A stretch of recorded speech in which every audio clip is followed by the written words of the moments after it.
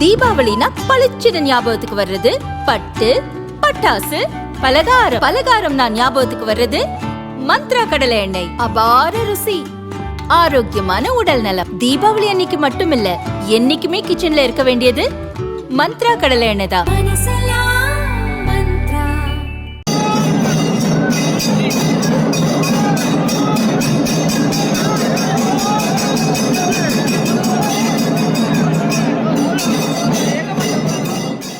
திருவண்ணாமலை அண்ணாமலையார் கோயிலில் திருக்கார்த்திகை தீப திருவிழா நவம்பர் 24 கொடியேற்றத்துடன் தொடங்கியது.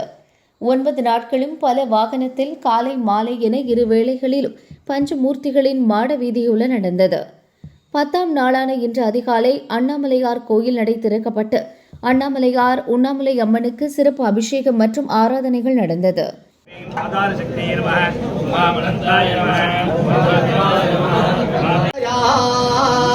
प्रत्यारमयेन सोमहविषा सौषुं न जापेन च तच्चित्ते बहुधारणाभिरमले ध्यानोद्भवैर्भूषणैः.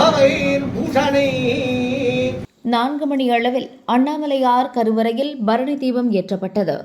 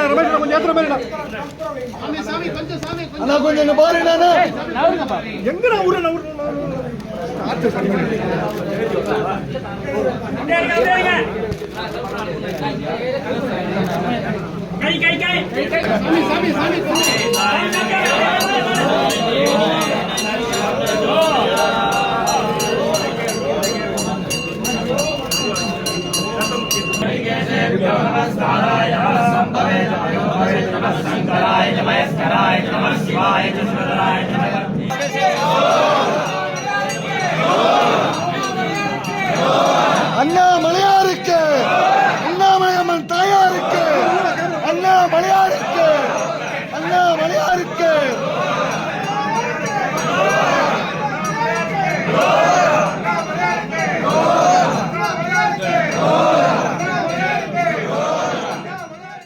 சிவாச்சாரியார்கள் ஊர்வலமாக கொண்டு சென்று கோயிலில் உள்ள அம்மன் சன்னதி, விநாயகர் சன்னதி, முருகர் சன்னதி உள்ளிட்ட மற்ற சன்னதிகளில் தீபத்தை ஏற்றினர்.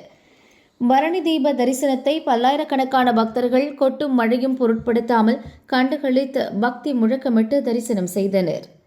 மாலை 6 மணி அளவில் 2668 அடி உயரமுள்ள மலை மீது மகா தீபம் ஏற்றப்படும்.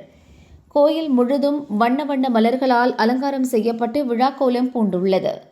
பக்தர்களின் பாதுகாப்புக்காக 15,000 போலீசார் பாதுகாப்பு பணியில் ஈடுபட்டுள்ளனர்.